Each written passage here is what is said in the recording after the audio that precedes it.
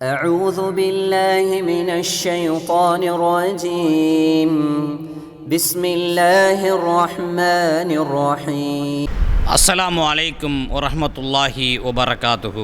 கண்ணியத்துக்குரிய சகோதர சகோதரிகளே, இன்றைய காலகட்டத்திலே பரவலாக நாம் பார்க்கின்றோம், அவரவர்கள் மனதிற்கு எதுவெல்லாம் விருப்பமாக இருக்கிறதோ அதையெல்லாம் மார்க்கம் என்று பெரும்பாலான முஸ்லீம்கள் இன்றைக்கு செய்து வருகின்றார்கள்.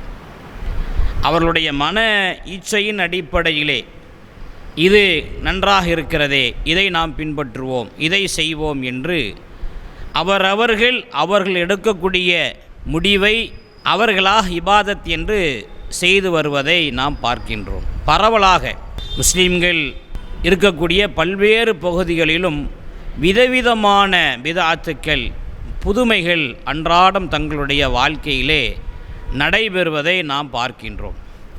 நபிகள் பெருமானார் ஸல்லல்லாஹு அலைஹி வஸல்லம் அவர்கள் சொன்னார்கள், எந்த ஒரு அமல்கள், நல்ல காரியங்கள் இறைவனிடத்திலே நன்மை கிடைக்கும் என்று அல்லாஹும் அல்லாஹுடைய ரசூலாகிய நானும் காட்டித்தராத எந்த ஒரு அமலும் அது இறைவனிடத்திலே ஏற்றுக்கொள்ளப்படாது, ரத்து செய்யப்படும் என்று அல்லாஹுடைய ரசூல் சொல்கின்றார்கள்.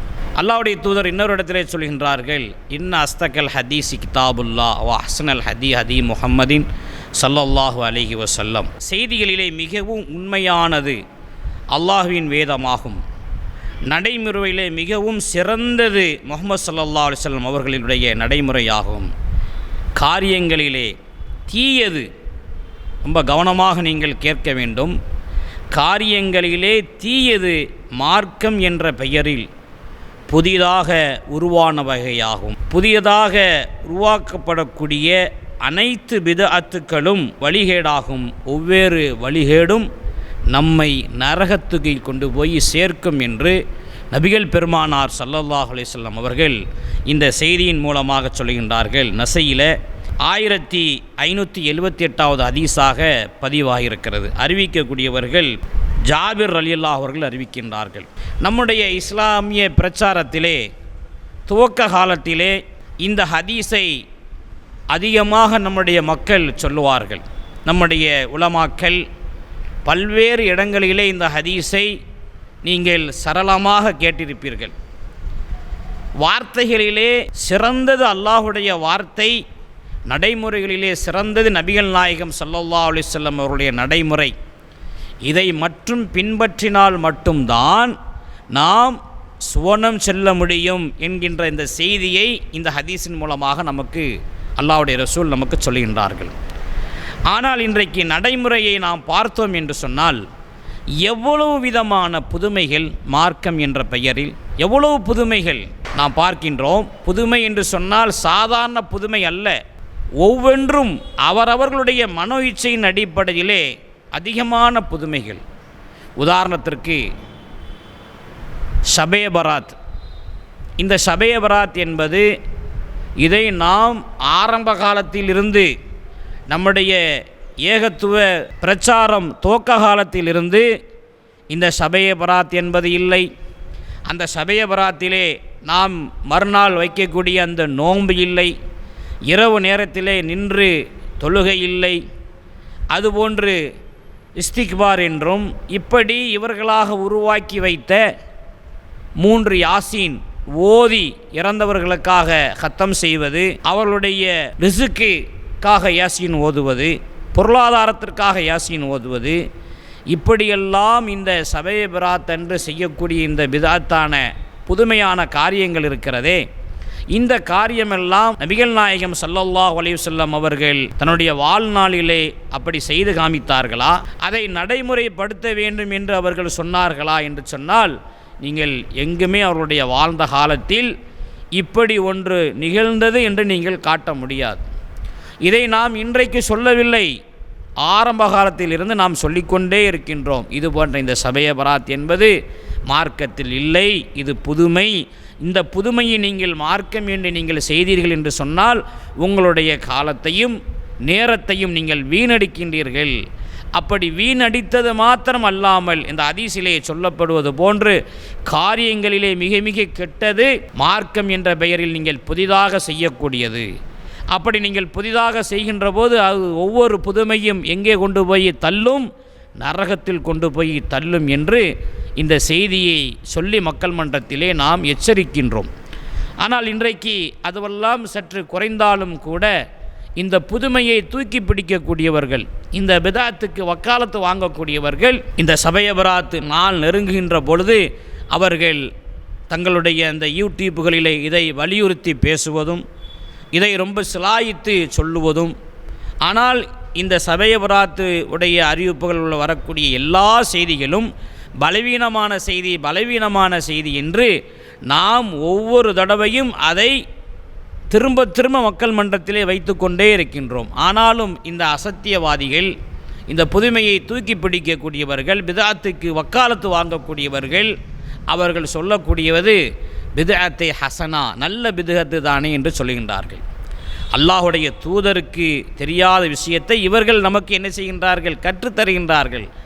ஆகவே தான் நாம் சொல்கின்றோம், இது மார்க்கத்தில் இல்லாதது, இதை நீங்கள் செய்தீர்கள் என்று சொன்னால் நிச்சயமாக நாம் போகக்கூடிய இடம் எதுவாக இருக்கும், நரகமாக ஆகிவிடக்கூடாது. ஏனென்று சொன்னால் அல்லாஹ்வுடைய தூதர் அவர்கள் எச்சரிக்கின்றார்கள்.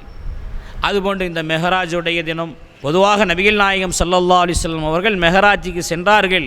திருமறை குர்ஆனிலே அல்லாஹ் ரப்பல் ஆலமீன் மெஹராஜை பற்றி பைத்துல் முகத்தஸில் இருந்து அவர்கள் மெஹராஜுக்கு சென்றார்கள் என்கின்ற செய்தியை அல்லாஹ் சொல்லுகின்றான். ஆனால் அந்த மெஹராஜ் அன்று அதற்கென்று ஒரு இபாதத்து, அதற்கென்று ஒரு தஸ்பீ தொழுகை பார்த்தோம் என்று சொன்னால் ஊருக்கு ஊர் வித்தியாசப்படும். சில ஊர்களிலே சாதாரண ஃபர்லான தொழுகை என்பது ஒரு 7 நிமிடம் 8 நிமிடங்களிலே முடிந்துவிடும். ஆனால் இவர்கள் உருவாக்கி வைத்திருக்கக்கூடிய இந்த தஸ்பீ தொழுகை என்கின்ற இந்த மெஹராஜ் தினங்களிலே சபைய பராத்துகளிலே செய்யக்கூடிய இந்த இபாதத் இருக்கிறதே, 20 நிமிடம் அரை மணி நேரம் என்றெல்லாம் இவர்கள் நின்று நிலைத்து, ருக்குவிலே ஒரு 5 நிமிடம், சுஜூதிலே ஒரு 5 நிமிடம், இப்படியாக ஒரு புதுமையான ஒரு தொழுகையை இவர்கள் தொழுகுவார்கள். கேட்டால் சொல்லுவார்கள், இது அமல் செய்யக்கூடிய இரவு என்று சொல்லுவார்கள். இதற்கு ஆதாரம் இருக்கிறதா என்று நாம் அவர்களிடத்திலே கேட்டோம் என்று சொன்னால் அவர்கள் எந்த ஆதாரத்தையும் தரமாட்டார்கள். ஆனால் நன்மையான காரியம் ஒரு இரவிலே இப்படி செய்வது குற்றமா என்று நம்மை எதிர்கேள்வி கேட்பார்கள். மார்க்க அடிப்படையிலே இரவு நாட்களிலே எப்போதும் சுபுவுக்கு முன்பாக எழுந்து பள்ளிவாசலுக்கு வந்து தொழுகுவது, தஸ்பீ செய்வது, இன்ன பிற நல்ல அமல்களை துஆக்களை கேட்பது, இதுவெல்லாம் ஹதீஸ்களில் இருந்தாலும் கூட அது அன்றாடம் செய்ய வேண்டும். மெஹராஜ் என்று நபிகள் நாயகம் ஸல்லல்லாஹு அலைஹி வஸல்லம் அவர்கள் மெஹராஜில் சென்றார்கள். ஆகவே அன்றைக்கு இது போன்ற காரியங்களை செய்ய வேண்டும், இபாதத்துக்களை செய்ய வேண்டும் என்று அல்லாஹுடைய ரசூல் சொல்லாத, அவர்கள் நமக்கு செய்து காமிக்காத இந்த செயல்களை நாம் செய்தோம் என்று சொன்னால் இதுவெல்லாம் நம்மை எங்கே கொண்டு போய் சேர்க்கும், நரகத்தில் கொண்டு போய் சேர்க்கும் என்பதை ஆரம்பமாக உங்களுக்கு நான் சொல்கின்றேன். எந்த ஒரு காரியமாக இருந்தாலும் நாம் 5 நேரம் தொழுகின்றோம், நோம்பு நோக்கின்றோம், ஜக்காத்து கொடுக்கின்றோம், ஹஜ்ஜு செய்கின்றோம். மார்க்கத்திலே நாம் எதையெல்லாம் நமக்கு செய்ய வேண்டும் என்று அல்லாஹ் தன்னுடைய திருமறை குர்ஆனிலே சொல்லியிருக்கின்றானோ அதை நாம் செய்யலாம், அதுதான் செய்தாக வேண்டும். ஆனால் அதுபோன்று அல்லாஹ்வுடைய ரசூல் அவர்கள் நமக்கு எதையெல்லாம் ஏவினார்களோ அதை நாம் செய்ய வேண்டும், எதையெல்லாம் தடுத்தார்களோ அதிலிருந்து முற்றிலுமாக நாம் விலகி நாம் அமல் செய்தோம் என்று சொன்னால் அந்த அமல் நமக்கு பயனுள்ள அமலாகும். அது இல்லாமல் நம்முடைய மனோ இச்சையை நாம் பின்பற்றினோம் என்று சொன்னால் கால நேரம் எல்லாம் வீண் விரயம். கடைசியிலே அல்லாஹ்வுடைய ரசூல் நம்மை எச்சரிக்கின்றார்களே, ஒவ்வொரு காரியமும் நரகத்தில் கொண்டு போய் தள்ளும் என்று சொன்னார்களே, அத்தகைய துர்பாக்கியம் உள்ளவர்களாக நாம் மாறிவிடக்கூடாது என்பதற்காகத்தான் இந்த தலைப்பின் கீழ் சில செய்திகளை நாம் உங்களுக்கு சொல்கின்றோம். சாதாரண நீங்கள் இந்த தொழுகையிலே நீங்கள் பாருங்கள், நபிகள் நாயகம் ஸல்லல்லாஹு அலைஹி வஸல்லம் அவருடைய காலத்திலே பாங்கு தொழுகைக்கு எப்படி மக்களை அழைக்க வேண்டும் என்று அல்லாஹ்வுடைய ரசூல் அவருடைய காலத்திலே ஒரு நடைமுறை இருந்தது. எப்படி அழைப்பார்கள்? பிலால் ரலியல்லாஹு அவர்கள் அல்லாஹு அக்பர் அல்லாஹு அக்பர் அல்லாஹு அக்பர் அல்லாஹு அக்பர். இன்றைக்கு நாம் பாங்கு சொல்கின்றோமே, அஷ்ஹது அல்லா இலாஹ இல்லல்லாஹ் அஷ்ஹது அன்ன முஹம்மது ரசூலுல்லாஹ் ஹய்யா அலஸ் ஸலா ஹய்யா அலல் ஃபலா, இப்படி இந்த பாங்கு சொல்கின்றோமே, எடுத்த உடனேயே அல்லாஹு அக்பர் என்று ஆரம்பிப்பார்கள். ஆனால் இன்றைக்கு நாம் பார்க்கின்றோம், ஷாஃபியாக்கள் இருந்தார்கள் என்று சொன்னால் அங்கே ஒரு விதமான பாங்கு. எப்படி? பாங்குக்கு முன்பாக சில பேர் என்ன செய்வார்கள், அல்லாஹும்ம ஸல்லி அலா முஹம்மதின் வாலா அலி முஹம்மதின் என்ற அந்த ஸலவாத்தை ஓதிவிட்டு பாங்கை ஆரம்பிப்பார்கள். சில ஊர்களிலே பார்த்தோம் என்று சொன்னால் இன்னல்லாஹு மலாயிக்கத்துஹு என்று சொல்லி அதை சொல்லி ஆரம்பிப்பார்கள். ஆனால் நபிகள் நாயகம் ஸல்லல்லாஹு அலைஹி வஸல்லம் அவருடைய காலத்திலே எப்படி பாங்கு சொல்லப்பட்டிருக்கிறது, பாங்குரிய அந்த நேரம் வருகின்ற போது அல்லாஹு அக்பர் அஷ்ஹது அல்லா இலாஹ இல்லல்லாஹ் என்று இந்த பாங்கு தான் அறிமுகப்படுத்தப்பட்டது. ஆனால் இன்றைக்கு எப்படி ஊரில் எப்படி பாங்கு சொல்கின்றார்கள், இதை நாம் சொன்னோம் என்று சொன்னால் ஸலவாத்து சொல்லுவது குற்றமா என்று கேட்கின்றார்கள். ஒரு விஷயத்தை, புதுமையான ஒரு காரியத்தை, அது நடைமுறையில் இருக்கிறது என்று சொன்னால் அது அறிவுபூர்வமாக அது இருக்கிறதா இல்லையா, இருக்கிறது என்றால் நாம் செய்வோம், இல்லை என்று சொன்னால் அதை விட்டுவிடுவோம் என்று நல்ல அறிவாளிகள் அதைத்தான் அப்படித்தான் பார்ப்பார்கள். ஆனால் செஞ்சால் குற்றமா என்று கேட்கின்றார். பாங்குக்கு முன்பாக ஸலவாத்து சொல்லக்கூடாது. பாங்கு சொல்லி முடித்ததற்கு பிறகு ஒரு அழகான துவாவை நபிகள் நாயகம் ஸல்லல்லாஹு அலைஹி வஸல்லம் அவர்கள் கற்றுத்தந்தார்கள். என்ன துவா? அல்லாஹும்ம ரப்பஹாதி தஅவத்தி தாமதி வஸ்ஸலாத்தில் காயிமத்தி என்கின்ற வரக்கூடிய அந்த துவா இருக்கிறது. அந்த துவாவை சொல்லுவது, இப்படியாக நடைமுறையை நபிகள் நாயகம் ஸல்லல்லாஹு அலைஹி வஸல்லம் அவர்கள் நமக்கு ஒரு நடைமுறையை காட்டித்தர அதை செய்ய மாட்டார்கள். ஆனால் அதை விட்டுவிட்டு எதை செய்வார்கள் என்று சொன்னால், அதற்கு முன்பாக இன்னல்லாஹ மலாயிக்கத்துஹு ஸல்லுஹு அலன் நபி என்று ஸலவாத்து சொல்வதும், அல்லாஹும்ம ஸல்லி அலா என்று அப்படி ஸலவாத்து சொல்வதும், இப்படியாக ஊருக்கு ஊரு வித்தியாசப்படுத்தி பாங்கு சொல்வதை நாம் பார்க்கிறோம். இது புதுமைதானே, இது இப்படி செய்யலாமா? ஏனென்று சொன்னால் இது மக்களை தொழுகைக்காக நாம் அழைக்கின்ற போதே புதுமையை வைத்து அழைத்தோம் என்று சொன்னால் அது வெற்றி பெறுமா? இதை நீங்கள் கவனத்தில் கொள்ள வேண்டும். அடுத்து பார்த்தோம் என்று சொன்னால் தொழுகையிலே பார்க்கின்றோம், நபிகள் பெருமானார் ஸல்லல்லாஹு அலைஹி வஸல்லம் அவர்கள் தொழுகுவார்கள். தொழுகையை முடித்துவிட்டு அவரவர்கள் தனித்தனியாகத்தான் என்ன செய்வார்கள், துவா கேட்பார்கள். ஒவ்வொரு மனிதருக்கும் 1000 தேவைகள் இருக்கும். ஆனால் இங்கே நாம் பார்க்கின்றோம், சுபுவுக்கென்று ஒரு துவாவை ஓதுவார்கள் கூட்டாக, அதற்கு பிறகு லொஹருக்கென்று ஒரு துவாவை ஓதுவார்கள், அசருக்கென்று ஒரு துவாவை ஓதுவார்கள். இப்படி 5 நேர தொழுகைக்கும் இவர்கள் தனித்தனியாக வகைப்படுத்தி ஒவ்வொரு துவாக்களை வைத்திருக்கின்றார்கள். ஆனால் நபிகள் பெருமானார் ஸல்லல்லாஹு அலைஹி வஸல்லம் அவருடைய காலத்திலே அப்படி கூட்டு துவா நபிகள் நாயகம் அவர்கள் ஓத மற்றவர்கள் ஆமீன் சொல்ல இப்படி ஒரு துவாவை ஹதீஸ்களில் நாம் பார்க்க முடியுமா என்று சொன்னால் நிச்சயமாக பார்க்க முடியாது. இவர்களுடைய இஷ்டத்திற்கு செய்யக்கூடிய இந்த காரியம் இருக்கிறதே, தொழுகை என்பது எவ்வளோ பெரிய ஒரு முக்கியமான ஒரு காரியம், கடமைகளிலே முக்கியமான ஒரு கடமை இந்த தொழுகை. அப்படிப்பட்ட இந்த தொழுகையை முடித்துவிட்டு அந்த கடமையை நிறைவேற்றிவிட்டு நபிகள் பெருமானார் ஸல்லல்லாஹு அலைஹி வஸல்லம் அவர்கள் நமக்கு எவ்வளோ துவாக்களை கற்றுத் தந்திருக்கின்றார்கள். அந்த துவாவை சொல்லலாம். அதற்கு பிறகு தஸ்பீகள் இருக்கிறது, இஸ்திக்பார் இருக்கிறது. இதையெல்லாம் அவரவர்கள் தனித்தனியாக செய்துவிட்டு அவனவனுக்கு 1000 தேவைகள் இருக்கும். ஒரு மாணவருக்கு பள்ளிக்கூடத்திலே நல்லா படிக்க வேண்டும் என்கின்ற தேவை இருக்கும். ஒரு பெரியவருக்கு தன்னுடைய குடும்ப பொருளாதாரம் மேம்பட வேண்டும் என்கின்ற ஒரு தேவை இருக்கும். ஒரு மாணவிக்கு நல்ல கணவர் கிடைக்க வேண்டும் என்கின்ற தேவை இருக்கும்.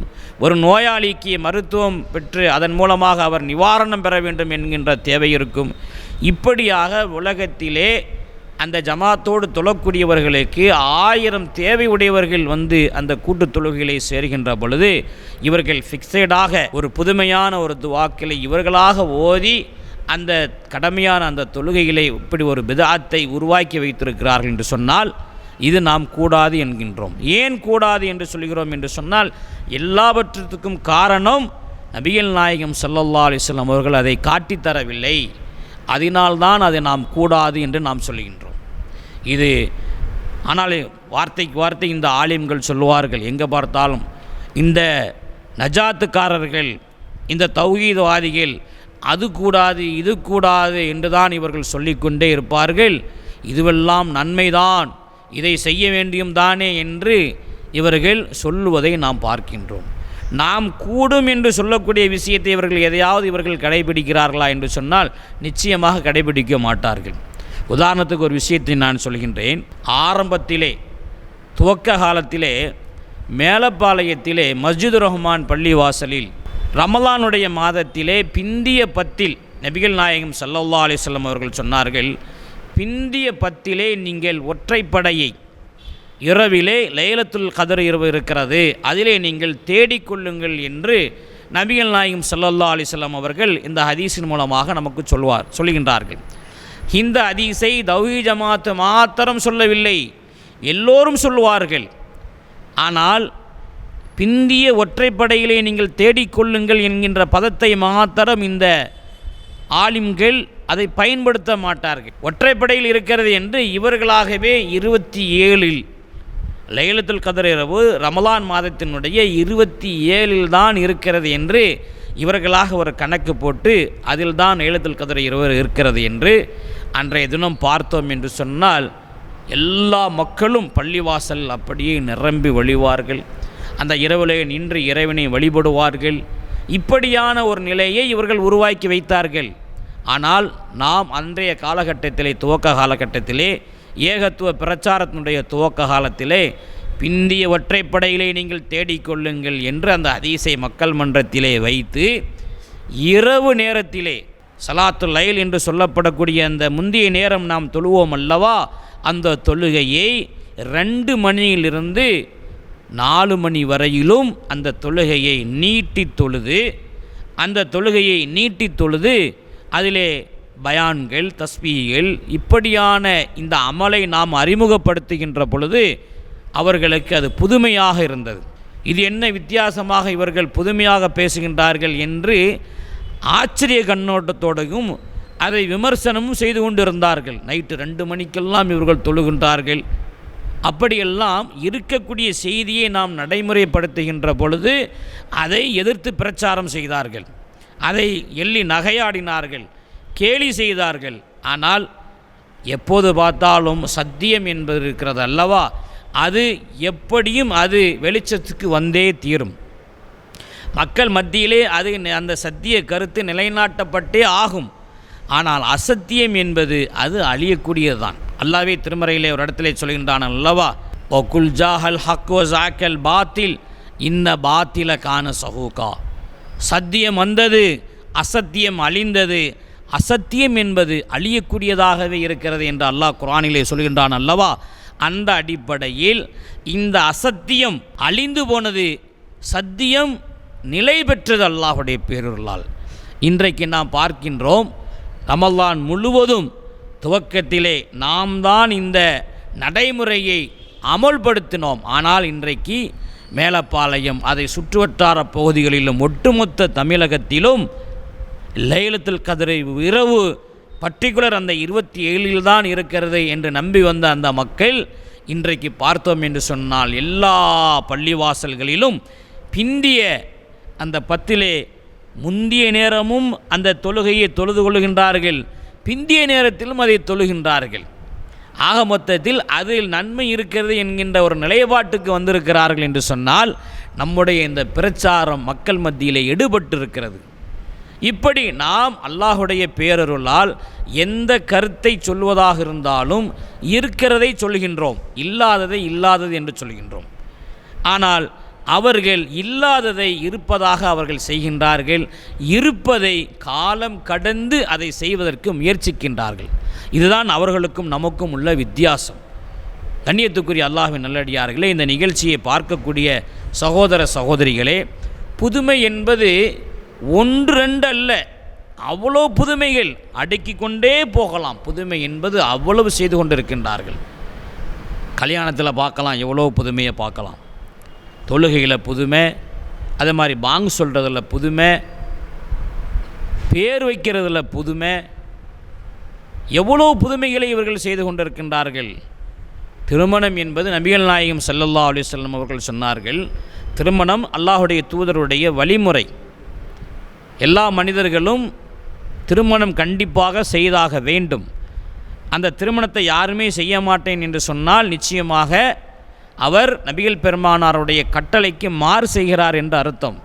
ஒரு மனிதன் நான் திருமணமே செய்ய மாட்டேன், திருமணம் செய்தால் நான் அல்லாஹ்வை வணங்க முடியாது, இபாதத்து செய்ய முடியாது என்று அவனே ஒரு முடிவெடுத்து கொள்ளுவான் என்று சொன்னால் அவன் மார்க்கத்தினுடைய கட்டளையை மீறுகின்றான். அல்லாஹ்வுடைய தூதர் ஸல்லல்லாஹு அலைஹி வஸல்லம் அவர்கள் அல்லாஹ்வுடைய தூதராக இருந்தார்கள், அமல் செய்தார்கள், அமலை எப்படி செய்ய வேண்டும் என்று கற்றுக் கொடுத்தார்கள். அதே போன்று திருமணம் செய்தார்கள், பிள்ளைகளை பெற்றார்கள், நல்ல குடும்ப தலைவராக இருந்தார்கள், நல்ல ஆட்சி தலைவராக இருந்தார்கள். ஆனால் அப்படிப்பட்ட திருமணத்தை நாமும் செய்தாக வேண்டும் என்று அல்லாஹ்வுடைய ரசூல் நமக்கு சொன்னார்கள். அப்படி வலியுறுத்தப்பட்ட அந்த சுன்னத்து, அந்த திருமணத்தை செய்வதற்கு எவ்வளவு புதுமைகள், எவ்வளவு ஆடம்பரங்கள், எவ்வளவு அனாச்சாரங்கள். யாராவது ஆலிம்கள் எங்கேயாவது இந்த பிரச்சாரத்தை அவர்கள் சொல்லியிருக்கின்றார்களா? இந்த புதுமையை, திருமணத்தை ஒட்டி நடைபெறக்கூடிய ஒரு சுன்னத்தை ஹயாத்தாக்கக்கூடிய ஒரு நிகழ்விலே இவ்வளவு புதுமைகளை உருவாக்க வேண்டுமா? அவ்வளவு புதுமைகளை உருவாக்கி வைத்திருந்தார்கள் திருமணத்தின் பொழுது. நீங்கள் பார்க்கலாம், இந்த ஏகத்துவ பிரச்சாரம் வருவதற்கு முன்பாக மாப்பிள்ளைகள் எப்படி ஜோடிக்கப்படுவார்கள் என்று சொன்னால், நபிகள் நாயகம் ஸல்லல்லாஹு அலைஹி வஸல்லம் அவருடைய காலத்திலும் திருமணம் நடைபெற்றது. எப்படி? அல்லாஹ்வுடைய ரசூலுக்கு கூட தெரியாது. அந்த பாவனைகள், அடையாளங்களை வைத்துத்தான் அவர்கள் கண்டுகொள்வார்கள் இவருக்கு திருமணம் நடந்திருக்கிறது என்று. அப்படி செய்தியை சொல்லிவிட்டு முடிந்தால் வலிமா வையுங்கள் என்று தான் சொல்வார்களே தவிர, இன்றைக்கு நடைபெறக்கூடிய அனாச்சார திருமணங்கள், புதுமை திருமணங்கள், இதில் இன்றைக்கி ரெண்டு விதமாக நீங்கள் பிரிக்கணும். புதுமைகள், பிதாத்துக்களும் நடைபெறும், அனாச்சாரங்களும் நடைபெறும். அனாச்சாரம் என்பதை நீங்கள் பார்த்தோம் என்று சொன்னால், மாலைகளை மோகமெல்லாம் தெரியாத அளவுக்கு மாலைகளை போடுவது, அதுபோன்று பார்த்தோம் என்று சொன்னால் ஆடம்பர திருமணங்கள், சாப்பாடு, அது இது என்று தடபுடலான கொட்டு மேளங்கள், இப்படியாக அனாச்சாரங்கள் ஒருபுறம். அதே நேரத்திலே திருமணத்திலே நடைபெறக்கூடிய அந்த நிக்கா மஜ்லிஸிலே நடைபெறக்கூடிய புதுமைகள். ஒரு காலகட்டத்திலே திருமணம் முடிந்ததற்கு பிறகு எப்படி இன்றைக்கு நம்முடைய தௌஹீத் ஜமாத் அடிப்படையில் எப்படி திருமணத்தை நடத்தி வைக்கின்றோம்? எளிமையான முறையில் சாட்சிகள் அடிப்படையில், சாட்சிகளை மேடையில் வைத்து, இன்ன மகருக்கை நான் பெற்றுக்கொண்டு உங்களுக்கு திருமணம் முடித்து தருகிறேன், அவ்வளோதான், அல்ஹம்துலில்லாஹ். ஏற்றுக்கொள்கின்றீர்களா? மணமகன் தன்னுடைய மகரை பெண்ணுடைய தகப்பனாரிடம் கொடுப்பார். கொடுத்துவிட்டு, உங்களுடைய மகளை எனக்கு நீங்கள் நிக்கா திருமணம் செய்து தருகின்றீர்களா? தருகின்றேன், ஒப்புக்கொண்டேன், அல்ஹம்துலில்லாஹ், முடிந்து விட்டது திருமணம். இதை தான் நபிகள் நாயகம் ஸல்லல்லாஹு அலைஹி வஸல்லம் அவர்கள் காட்டி தந்தார்கள். ஆனால் இங்கே அந்த திருமண மஜ்லிஸிலே நாம் பார்த்தோம் என்று சொன்னால், சபையிலே பார்த்தோம் என்று சொன்னால், அந்த மணமகனுக்கு அப்போதுதான் இவர்கள் கலிமாவையே சொல்லிக் கொடுப்பார்கள். அஷ்ஹது அல்லா இலாஹ இல்லல்லாஹ் வ அஷ்ஹது அன்ன முஹம்மது ரசூலுல்லாஹ் என்று கலிமாவை சொல்லிக் கொடுப்பார்கள். அதற்கு பிறகு அரபிலே கபில்து என்கின்ற இந்த வார்த்தையை சொல்லிக் கொடுப்பார்கள். அவன் கஷ்டப்பட்டு சிரமப்பட்டு அதை சொல்வதற்கே அவ்வளவு சிரமத்துக்குள்ளாக்கப்படுவார். ஆனால் அதற்கு பிறகு, முடிந்ததற்கு பிறகு துவா என்கின்ற பெயரிலே ஒரு துவாவை ஓதுவார்கள். எப்படிப்பட்ட துவா? யூசுப் அலைஹிஸ்ஸலாத்திலிருந்து இப்ராஹிம் அலைஹிஸ்ஸலாமிலிருந்து அய்யூப் நபியிலிருந்து எல்லா நபிமார்களையும் உள்ளடக்கி, அவரை போல, இவரை போல, யூசுப் சுலைஹாவை போல, மூசா சபூராவை போல, இப்படி பயபக்தியாக திருமணத்திலே நபிகள் பெருமானார் ஸல்லல்லாஹு அலைஹி வஸல்லம் அவர்கள் ஒரு அழகான எளிமையான ஒரு துவாவை கற்றுத்தந்திருக்க, அந்த துவாவை புறம் தள்ளிவிட்டு இவர்களாக உருவாக்கி வைத்த அந்த துவாவை மணமேடையிலே ஓதுனார்கள். மணமேடையிலே நிக்கா முடிந்ததற்கு பிறகு அல்லாஹும்ம அல்லிஃப் த பைன யூசுப் சுலைஹா என்று அப்படி ஆரம்பித்து, ஆதம் அலைஹிஸ்ஸலாமிலிருந்து ஆரம்பித்து, அப்போது அந்த காலகட்டத்தில் நாம் கேட்டோம், நபிமார்கள் ஒவ்வொரு ஆட்களும் ஒவ்வொரு விதமான சிரமத்துக்கு உள்ளாக்கப்பட்டார்கள். அது போன்ற வாழ வேண்டும், இது போன்று வாழ வேண்டும் என்று நீங்கள் சொல்லுகின்றீர்களே, நபிகள் பெருமானார் ஸல்லல்லாஹு அலைஹி வஸல்லம் அவர்கள் இது போன்று நீங்கள் யூசுப் சுலைஹா ஓதக்கூடிய இந்த துவாவை சஹாபாக்களுக்கு அறிமுகப்படுத்தினார்களா? அந்த துவாவை ஓத வேண்டும் என்று சொன்னார்களா என்று நாம் கேட்டோம். பதில் இல்லை. நாம் எதை ஆரம்ப காலத்தில், இன்றைக்கும் பாருங்களேன், நாம் எந்த கேள்வியை மார்க் அடிப்படையில் கேட்டாலும் அதற்கு பதில் தரமாட்டார்கள். ஒன்று நன்மை தானே என்று கடந்து விடுவார்கள், அல்லது அப்படி சிரித்து கொண்டே அப்படி நழுவி விடுவார்கள். இது கூடும், இது கூடாது, அப்படி கூடும் கூடாது என்று சொன்னாலும் சுற்றி வளைச்சி சொல்லுவார்கள். நபிகள் பெருமானார் ஸல்லல்லாஹு அலைஹி வஸல்லம் அவர்கள் அழகான முறையிலே திருமணத்தின் போது எளிமையான ஒரு துவாவை கற்றுத்தந்தார்கள். பாரக்கல்லாஹு லக்க ஓ பாரக்க அலைக்க ஓ ஜமா பைனகுமா ஃபி ஹைர். சொல்வதற்கு ரொம்ப எளிமையான இது 4 வரிகள் தான், ரத்தின சுருக்கமாக அழகான முறையில் எல்லா அம்சங்களும் உள்ளடக்கி ஒரு அழகான துவாவை நபிகள் நாயகம் ஸல்லல்லாஹு அலைஹி வஸல்லம் அவர்கள் தந்திருக்கின்றார்கள். பல கருத்துக்கள் உள்ளடக்கி இருக்கிறது. உங்களை நல்ல வகையிலேயே அல்லாஹ் உங்கள் 2 பேரையும் ஒன்று சேர்க்கட்டும் என்று கற்றுத்தந்த இந்த துவாவை முழுமையாக புறந்தள்ளிவிட்டு இவர்கள் என்ன செய்வார்கள், இந்த அல்லாஹும்ம அல்லிஃப்த பைன யூசுப் சுலைஹா என்று இந்த துவாவை ஆதம் நபியிலிருந்து நபிகள் பெருமானார் ஸல்லல்லாஹு அலைஹி வஸல்லம் வரையிலும் இதை சொல்லி இன்னார் போல அவரை போல இவரை போல வாழ வேண்டும் என்று துவா செய்வார்கள். இது பிதாத்து, இது புதுமை, இது நீங்கள் செய்யக்கூடாது. ஒரு திருமணத்திலே ஒரு சுன்னத்தை நடைமுறைப்படுத்துகின்ற போது அதற்கு நீங்கள் புதுமையை நீங்கள் அரங்கேற்றாதீர்கள் என்று நாம் சொல்லி இந்த பெருமானார் கற்றுத்தந்த இந்த துவாவை நீங்கள் சொல்லுங்கள், இதை நடைமுறைப்படுத்துங்கள். அதை நாம் நடைமுறைப்படுத்தி அல்லாஹுடைய பேரருளால் இன்றைக்கு பெரும்பாலான இடங்களிலே அது போன்ற காரியங்கள் நடந்து கொண்டிருக்கிறது. அவர்களும் இப்போது மாறி மாறி மாறி எதுக்கு வந்து விட்டார்கள், இந்த துவாவுக்கு வந்து விட்டார்கள். ஆரம்பத்தில் எதிர்த்தார்கள். நான் ஆரம்பத்திலே சொன்னது போன்று இவர்கள் முதலிலே எதிர்ப்பார்கள். பிறகு மக்களெல்லாம் ஒரு 70% அதை பின்பற்றக்கூடிய ஒரு நிலை வருகின்ற போது விட்டு விடுவார்கள். யானபி பைத்தி சிறுக்கான வரிகள் திருமணம் முடிந்ததற்கு பிறகு இந்த துவாவுக்கு பிறகு அந்த சபை நிறைவேறுகின்ற போது இவர்கள் என்ன செய்வார்கள், யானபி சலாம் அலைக்கும் என்று இந்த சிறுக்காக வரக்கூடிய இந்த பைத்தை ஓதுவார்கள். இது இன்றைக்கு பரவலாக சில பேர் அந்த கிபிரியத்தோடு நாங்கள் அதை விடமாட்டோம், நரகத்துக்கே போனாலும் பரவாயில்லை, இதை நாங்கள் ஓதியே தீர்வோம் என்று இருக்கக்கூடிய மார்க்கத்தை பற்றி புரிதல் இல்லாதவர்கள், தெளிவில்லாதவர்கள், இவன் சொல்லி நம்ம கேட்கிறதா என்கின்ற நிலைப்பாட்டில் இருக்கக்கூடியவர்கள் வேண்டுமானால் இன்றைக்கு அதை நடைமுறைப்படுத்துகின்றார்களே தவிர பெரும்பாலும் இதுவெல்லாம் இன்றைக்கு குறைந்திருக்கிறது. காரணம் நம்முடைய இந்த பிரச்சாரம். சில பேர் கேட்பார்கள், நீங்கள் என்னப்பா மீட்டிங் போடுவீங்க, மாநாடு நடத்துவீங்க, ஒன்று ஷிர்க்கை பற்றி பேசுவீங்க, இல்லைன்னா பிதுஅத்தை பற்றி பேசுவீங்க என்று கேட்பார்கள். அதைத்தான் பேசியாக வேண்டும். ஷிர்க்கையும் பிதுஅத்தையும் தான் என்ன செய்தாக வேண்டும், மக்கள் மன்றத்திலே தெளிவுபடுத்த வேண்டும். எல்லா நபிமார்களும் அதைத்தானே சொன்னார்கள். அல்லாஹுக்கு இணை வைக்கக்கூடாது, அல்லாஹுக்கு எந்த காரணத்தை கொண்டும் நாம் இணை வைத்து விட்டோம் என்று சொன்னால் அல்லாஹ் நம்மை மன்னிக்கவே மாட்டான். அல்லாஹ்வே திருமறை குர்ஆனில் எத்தனை இடங்களிலே சொல்கின்றான், உமை ஷிரிக்கு பில்லாஹி ஃபகத் ஹர்ரமல்லாஹு அலைஹில் ஜன்னா, யார் ஒருவர் அல்லாஹ்வுக்கு இணை வைக்கின்றாரோ அவருக்கு நாம் சுவனத்தை தரமாட்டோம். அதுபோன்று இன்ன ஷிர்க் லல்லுன் அலீம், இது போன்ற இந்த ஷிர்க்கான மாபாத காரியத்தை செய்துவிடாதே என்று லுக்மான் தன்னுடைய மகனுக்கு சொன்ன செய்தி. இப்படி ஒவ்வொரு இடத்திலும் அல்லாஹ் ரப்புல் ஆலமீன் ஷிர்க் செய்யக்கூடாது, இணை வைக்கக்கூடாது. இதைத்தானே ஒவ்வொரு நபிமார்களும் இந்த பிரச்சாரத்தை முன்னெடுத்தார்கள்.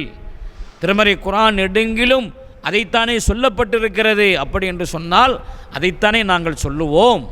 தௌஹீத் ஜமாத்துடைய பிரச்சாரம் என்று சொன்னால், தெருமுனை கூட்டம் என்று சொன்னால், மாநாடு என்று சொன்னால், பிரசுரம் என்று சொன்னால் எல்லா வகைகளிலும் இணை வைத்து விடக்கூடாது. இணை வைப்பு இல்லாமல் இருக்கிறதா? இன்றைக்கு நம்ம முஸ்லீம் சமூகத்திலே எவ்வளவு இணை வைப்புகள், இன்றைக்கும் இவ்வளவு பிரச்சாரங்கள் முன்னெடுக்கப்பட்டதற்கு பிறகும் கூட யூடியூப் பிரச்சாரங்கள், ஃபேஸ்புக் பிரச்சாரங்கள், மாநாடுகள், பொதுக்கூட்டங்கள், எத்தனை நிகழ்ச்சிகள் இன்றைக்கு அன்றாட முஸ்லீம் ஊர்களிலே இந்த ஜமாத்துடைய தாவாக்கள் முன்னெடுக்கப்பட்டு பிரச்சாரம் செய்யப்பட்டாலும் கூட இன்றைக்கும் நாகூருக்கு செல்லக்கூடியவர்கள் இருக்கின்றார்கள், இன்றைக்கும் பொட்டல்புதூருக்கு செல்லக்கூடியவர்கள் இருக்கின்றார்கள், இன்றைக்கும் ஆத்தங்கரப்பள்ளிக்கு செல்லக்கூடியவர்கள் இருக்கின்றார்கள், இன்றைக்கும் கேரளா பீமா தர்காவுக்கு, ஏர்வாடிக்கு, ஹஜ்மீருக்கு செல்லுகிறார்கள் என்று சொன்னால் அதை சொல்லாமல் இருக்க முடியுமா? அதுபோன்று பிதுஅத்துக்கள் இன்றைக்கு ஒவ்வொன்றாக உருவாக்கி வைத்திருக்கின்றார்களே, முற்றிலுமாக பிதுஅத்துக்கள் ஒளிந்து விட்டதா? இல்லை, 100% ஒழியக்கூடிய வகையில் அது அமைகின்ற வரையிலும் இந்த ஜமாத் இது போன்ற காரியங்களை செய்து கொண்டுதான் இருப்போம், பிரச்சாரம் செய்து கொண்டுதான் இருப்போம். இது ஏன் என்று சொன்னால் இது அல்லாஹுடைய மார்க்கம். அல்லாஹ் ரப்புல் ஆலமீன் திருமறை குர்ஆனிலே சொல்கின்ற போது அலா லில்லாஹி தீனுல் ஹாலிஸ், இந்த மார்க்கம் இருக்கிறதே தூய்மையான மார்க்கம் அல்லாஹுக்கே உரியது என்பதை அறிந்து கொள்ளுங்கள் என்று அல்லாஹ் ரப்புல் ஆலமீன் சொல்கின்றான்.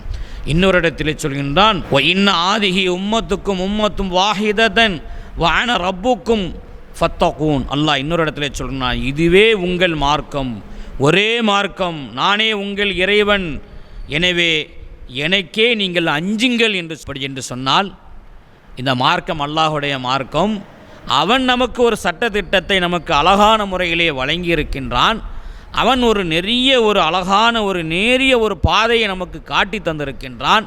அவன் சொன்னதை நபிகள் பெருமானார் ஸல்லல்லாஹு அலைஹி வஸல்லம் அவர்கள் நமக்கு நடைமுறை காட்டி தந்திருக்கிறார்கள் என்று சொன்னால் அல்லாஹுடைய மார்க்கத்திலே நாம் விளையாடலாமா? இந்த புதுமைகளை செய்து நாம் அதற்கு பலிகடாக ஆகிவிட்டோம் என்று சொன்னால் மறுமையிலே நஷ்டவாளிகளாக நாம் மாறிவிடுவோமா, மாறிவிட மாட்டாமா? அதைத்தான் நீங்கள் எண்ணி பார்க்க வேண்டும்.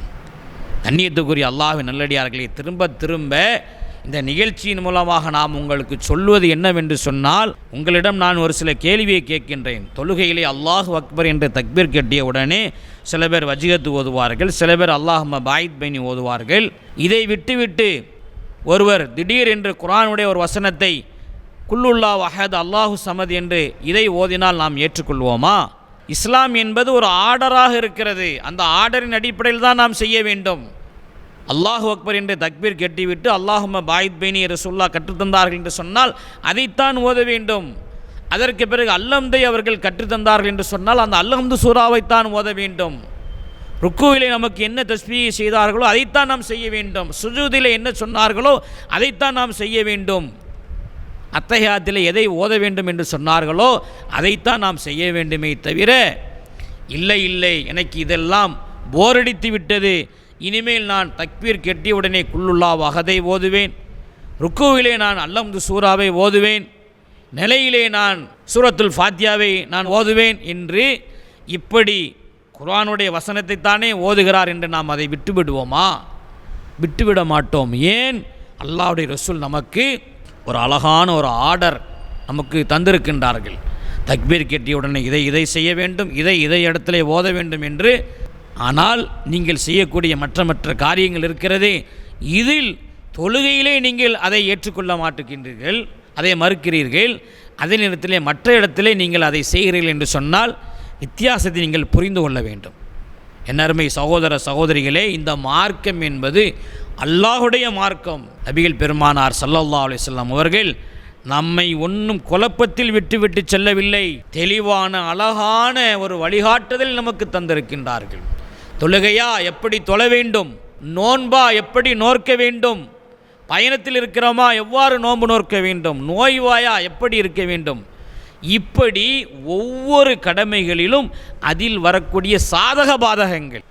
தொழுகை 5 நேரம் ஜமாத்தோடு தொழ வேண்டும், நோய்வாய்ப்பட்டு விடுகிறோம், அதற்கு என்ன, பயணத்தில் போகிறோம், அதற்கு என்ன, இப்படி இந்த இஸ்லாத்தினுடைய ஒவ்வொரு கடமைகளிலும் அன்றாடம் நாம் நிறைவேற்றுகின்ற போது நமக்கு சில இயலாமை வருகின்ற பொழுது அதில் நாம் எப்படி நடந்து கொள்ள வேண்டும் என்று அல்லாஹ்வுடைய ரசூல் இப்படி ஒவ்வொரு இபாதத்திற்கும் நமக்கு தெளிவான முறையிலே வழிகாட்டி இருக்க, நான் அதையெல்லாம் செய்ய மாட்டேன், இப்படி என்னுடைய இமாம்கள் சொன்னார்கள், என்னுடைய முன்னோர்கள் சொன்னார்கள், அவர்கள் சொன்னார்கள், இவர்கள் சொன்னார்கள் என்று நாம் செய்தோம் என்று சொன்னால் அதுதான் பித்அத், அதுதான் புதுமை.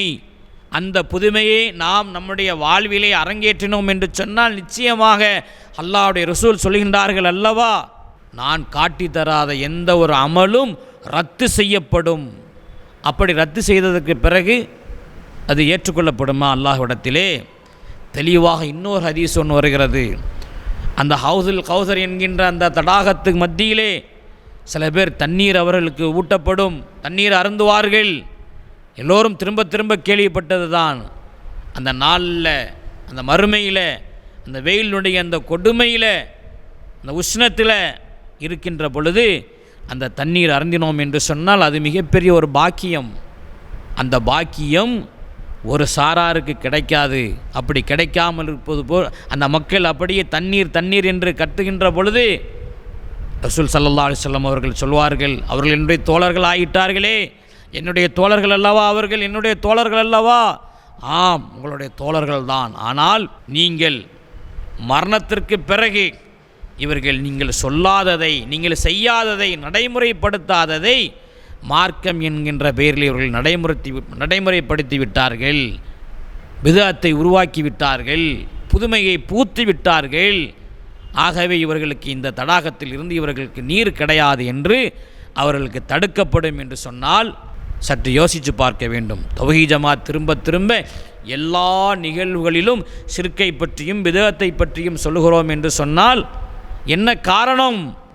மறுமையிலே நாம் நஷ்டவாளியாக ஆகிவிடக்கூடாது, மறுமையிலே நாம் பாக்கியம் இழந்தவர்களாக மாறிவிடக்கூடாது, சுவனத்துக்கு செல்ல வேண்டும் என்கின்ற அந்த உயர்ந்த அந்த எண்ணத்திற்காகத்தான் சில விஷயங்களை திரும்ப திரும்ப சொல்கின்றோம். இந்த மார்க்கம் என்பது முழுமை பெற்றுவிட்டது.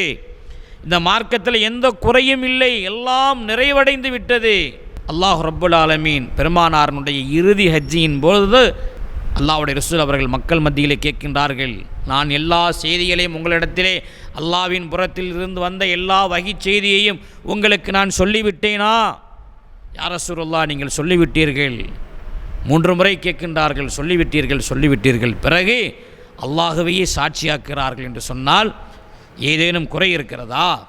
தொழுகைக்கு முன்பாக, பாங்குக்கு முன்பாக ஸலவாத்து ஓத வேண்டும் என்கின்ற குறையை வைத்து விட்டார்களா?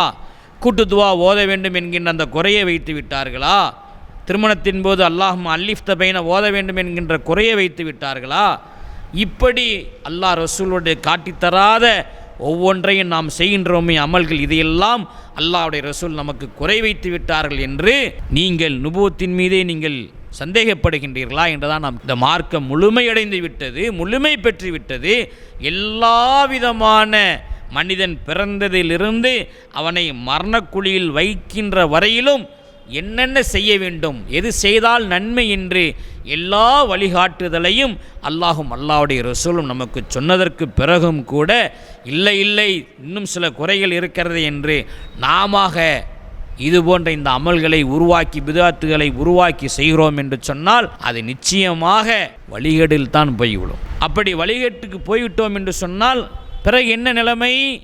சொர்க்கம் கிடைக்காது, நரகத்துக்குரியவர்களாக நாம் மாறிவிடுவோம். அல்லாஹ் அத்தகைய நிலையிலிருந்து பாதுகாக்க வேண்டும் என்றுதான் இந்த ஜமாத்து ஆரம்ப காலத்திலிருந்து தொடர்ந்து இந்த பிரச்சாரத்தை, மற்றவர்களெல்லாம் இந்த ஷிர்க்கை பற்றி பேசவே மாட்டார்கள், பிதுஅத்தை பற்றி பேசவே மாட்டார்கள். நாம் ஒவ்வொரு விஷயத்திலும் கை கொடுப்பதிலிருந்து, கை கொடுக்கிற விஷயம் இருக்கலாங்க. ஆரம்பத்தில் எல்லோரும் 2 கையைத்தான் முசாபா செய்வார்கள். தௌஹீத் ஜமாத் நபிகள் நாயகம் ஸல்லல்லாஹு அலைஹி வஸல்லம் அவர்கள் ஒரு கையை தான் கொடுப்பார்கள். இவன் பார் வெள்ளக்காரன் மாதிரி ஒரு கையை கொடுக்குறான் என்று சொல்லுவார்கள்.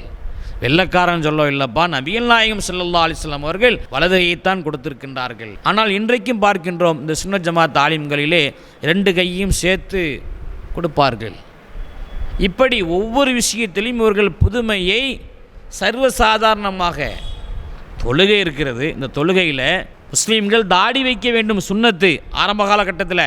ஆனால் பள்ளிவாசலுடைய முத்தவள்ளியாக இருப்பார்கள், பெரிய அந்த ட்ரஸ்டினுடைய பொறுப்பாளராக இருப்பார், தாடி வைக்க மாட்டார், பள்ளிவாசல் பக்கமே வரமாட்டார்.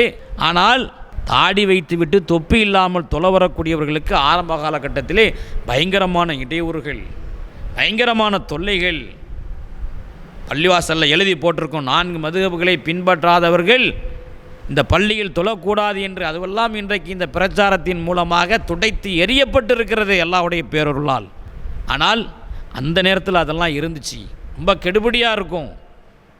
அந்நியத்துக்குரிய அல்லாஹ்வின் நல்லடியார்களை, எதற்கு நாம் இதையெல்லாம் சொல்கிறோம் என்று சொன்னால், திரும்ப திரும்ப இந்த செய்திகளை ஒவ்வொரு தலைப்பின் கீழ் தாயிகள் பேசினாலும் கூட இந்த புதுமையும் இந்த ஷிர்க்கையும் அதில் உள்ள வராமல் இருக்கவே இருக்காது.